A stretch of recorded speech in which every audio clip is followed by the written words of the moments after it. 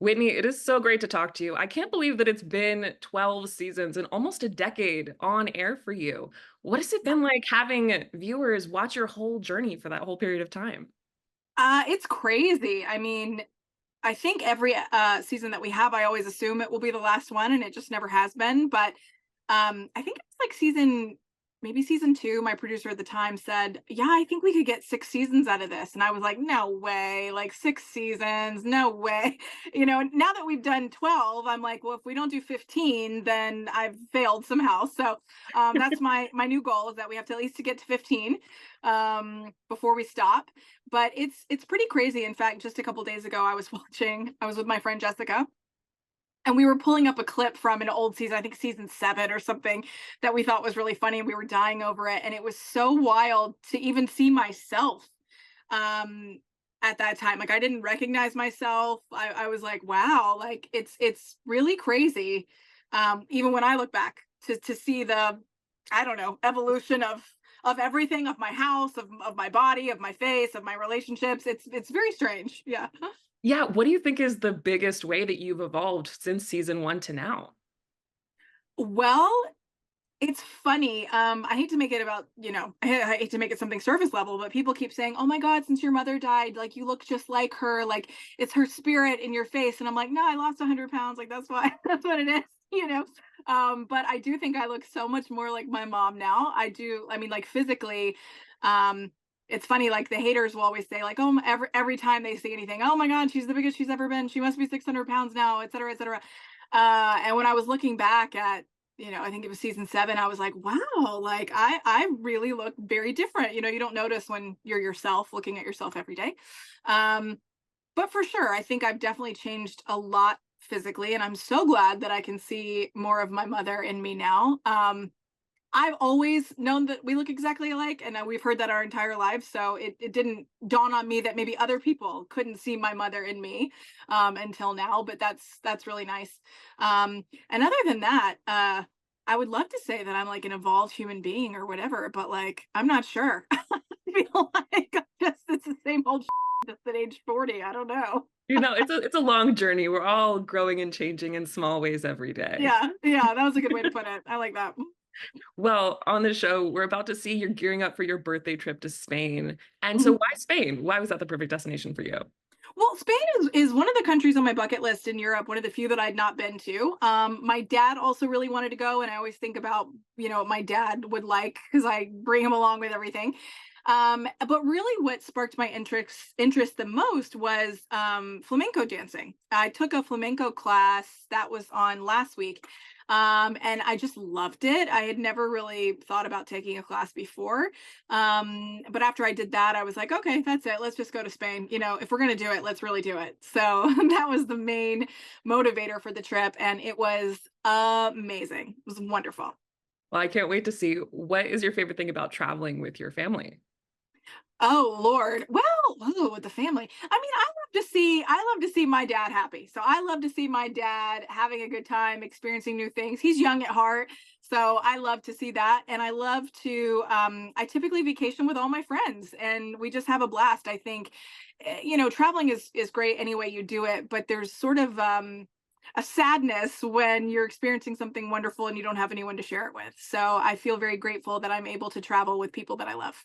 Yeah, to have those loved ones around, that makes so much sense. Mhm. Oh, was romance on the brain at all during your trip to Spain? Were you hoping to meet anybody?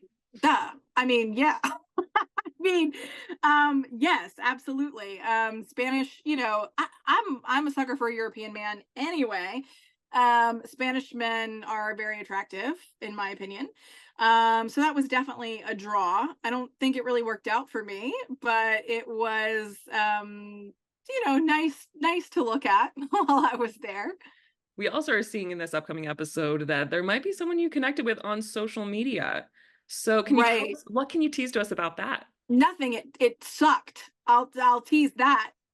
It was horrible. It led to a traumatic event, and then we all ended up naked. So there you go. That's your tease. Well, it seemed really promising when you saw his social Th- media profile. So you're saying that what you saw things things was seem not what promising, you don't got. they? Don't they, Stephanie? Things like to seem that way, don't they? Yeah. Uh huh. So Yeah. quite the turnaround. Yes. Well, just in general, what has it been like watching this season 12 back so far? Oh, it's been fine. I mean, it's been how it always is. I, watch it once and then mostly forget about it and just move on to the next one. Oh, I try not to get it sounds weird because people watching yourself on TV is not the same thing as living, right? Like you live your life and then what you see on TV is it's different. I mean, it's edited and it's this much compared to, so it can be kind of a disconcerting feeling sometimes to have like the reality in your mind and then sometimes see the reality on TV. And you can feel kind of disconnected from it. But I don't really put too much stock into it ever because if I did, I would just drive myself crazy. So yeah, I just watch it, move on, watch the next week, move on. Something we've gotten to see this season is everything with Hunter and Karen. How Yeah, excited are you for that? very excited. Things are progressing. Um, can't give any well, I can't give any spoil. If we get a season 13, then you'll have some new news about Hunter and Karen soon. But Ooh. yeah, it's wonderful. I'm so happy for my brother and she's lovely and I love her. In that moment where they get together, what made you think they were such a good match? Well, just the fact that my brother was in her vicinity, period. I mean, he hasn't brought a woman around in like 10 years. So, I mean, I knew immediately like she must be, something good if he actually I mean, he has women, but he's not one that he's brought around. So, that Big was really deal. all yeah, that was all I needed to know. Now, since this season has started, has the Frenchman or anyone from your past reached out to you? Yes. I'm still very close with him. I mean, um I can't really imagine a time or what it would be like for him to not be in my life. So yeah, he's never gone, if that makes sense. um yeah. Where do you see the future of that connection in that case? As a friendship, as something more? What do you hope for you guys? Um, well, I love him to death. He's the best man I've ever known. He's one of the best people I've ever known. And if I think about a time when he's not in my life, I don't know. I don't want to think. I don't think about it honestly. No, I don't. I don't know. I can't imagine it. So I'm not going to think about it until I have to. Now, another person in your life was Tenny, and fans have thought it's pretty wild how he seemed to not be able to let it go and kept reaching out. What has it been like to Girl, watch that storyline play out? And has he kept hilarious. reaching out? I can't believe he's not. I was like, I knew he was going to start texting me when the episodes aired. I knew he was, and I knew he was going to be like, "I'm not a bad guy, Whitney. I just blah, blah, blah." I haven't heard from him. Thank God. Thank God I have not. But Lord Jesus, I love that a man that you don't even want rejects you and then won't leave you alone. Like woo. But no, haven't heard from old Kenny. What has it been like in general getting back onto the dating scene? And how has your matchmaker played a role in that? Well, the matchmaker she's great. We did put a pause on her because we're not filming. So there are certain things in my life that I can't do outside of production. So that if things happen and they're not filmed, then that's a problem. So I've had to put a pause on her until we get cameras back, if they come back, which I hope they do for a season 13. But dating in general, I mean, it's the hardest it's ever. Like, it's funny. I think that I am more physically attractive than I have been since I was like 18 or something. Like I really think I am like coming into my own. Yet 10 years ago, even 5 years ago, I had no problem. Like, I mean, I'm not saying I was guys I wanted to marry or something, but like no problem, like talking to people, getting to know people, doing whatever I want to do with people. And since my last relationship. Of course, I had the Frenchman.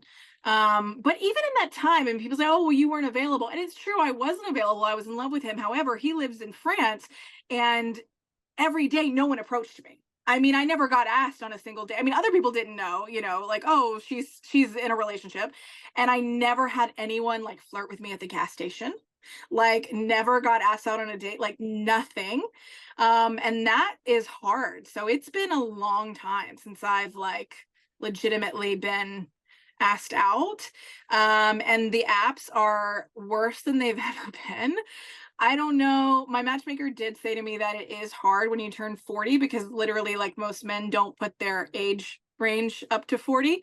Now, the 20-year-olds do, and that's cool. But I want like a relationship, you know. I don't want like what they want. So, unfortunately, I think a lot of men my age or a little bit older are not looking for 40-year-old women. And it's amazing all the men on dating apps that are, they're 47 and it still says like, I want kids. And I'm like, oh, how nice to be able to be 47 and like still just pursue children. That's nice for you. Of course, it can't be with me at my age. So, um, yeah, I wish I had better news for you, but it's horrible. It is. I haven't had, I mean, it's bad. Yep.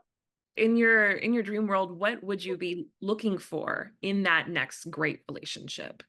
Every time I get this question, I just feel like it's the same that everybody wants, right? Like obviously someone that I'm attracted to, but that could be a million different things. Someone that's funny, someone that is a good person. I definitely think something that I haven't had in most of my relationships is someone because I'm a very dominant person, but I would love a man that I feel very protected with, because I do often feel extremely exposed and unprotected just in life. I mean, just, on the internet, in life, whatever. And I really crave just like having a masculine kind of protective energy. A lot of my boyfriends in the past, like they couldn't call the pizza guy. I mean, this is before the internet. Like they couldn't call the pizza guy. It's like I had to call the pizza guy. I had to like handle everything. I would just love for someone to come handle some for me um, once in a while. And that's something I haven't typically had in relationships. So that's one thing that stands out. But other than that, I mean, just the same thing that everybody wants, just somebody to love you and someone to laugh with and someone you can learn from and feel comfortable with and just feel seen. Um, that's all I'm looking for in life. It's crazy that it's this hard to find. Now, rewinding back to your big 40th birthday and the trip, now that you're 40, what have you learned about yourself in this new chapter of life? Well, I think I've learned what have I learned? Girl, I don't even know. Um I want to say that I'm learning that life isn't over at 40 and that's true. However, I can't overlook the very real things that happen to a woman as she ages. I think it would be doing a disservice to pretend like they don't exist. I mean, there's a real biological clock. There's a real shift in the way that women are viewed in society, and that you always hear about how women start to become invisible, and like I've already started experiencing those things. I know my life is not over, and I know that there's a lot of things left to do, and there's a lot of joy to be had in every single day, but I don't want to give like a toxic positivity answer of like, oh, it doesn't matter, because like there are real things that are happening to women as we age, and I think those are important to talk about and to validate. So yeah. Yeah, absolutely. It's a mix of the good and bad all the time. That Mhm. makes total sense. In terms of like the joy and things that you want to pursue in this new decade of life, what kind of things do you hope to bring into your life in these next 10 years? Yeah. Well, I've been saying like ever since COVID happened, I just never really recovered. Like I didn't recover like a social life. I didn't get back into my hobbies and things like that. So I know like the rest of the world did, I guess. Just sitting around here like, wait, I'm still just like sheltering in place at home. So mostly I just want to get back to like tried and true things that I know that I love to do, which is one reason why I decided to start taking some more dance classes and going to Spain to pursue that. I think that's the easiest place to start, is just to do what I know that I love to do instead of while I've been wallowing for like a long time, and I want to find the joy in just everyday things again. So that's what I'm working on. Well, that's really lovely. Now that you have all this wisdom, what advice would you give to your in No, my about opinion, okay. what Oh, advice would you give to younger Whitney, knowing everything you advice know for now? younger wit. Oh Lord. Um,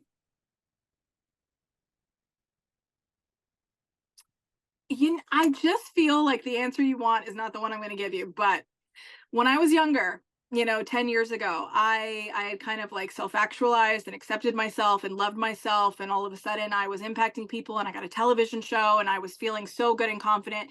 And 10 years later, do I think that I've helped change people's minds, perceptions, society even? Yes, I do. I do think that I've had an impact. However, unfortunately, I think I was a little naive 10 years ago, and I think I kind of thought once I'm happy with myself, like life will just be easy. And it hasn't been. My life has gotten incredibly more difficult in every single way. The older that I've gotten, and I think this might be specific to me because of the fact that I do reality TV and I'm a public figure and I have to deal with all the kind of bullshit that comes from that. But my life didn't magically just start working because I loved myself, unfortunately. And I think I was a little bit naive in thinking 10 years ago that it would.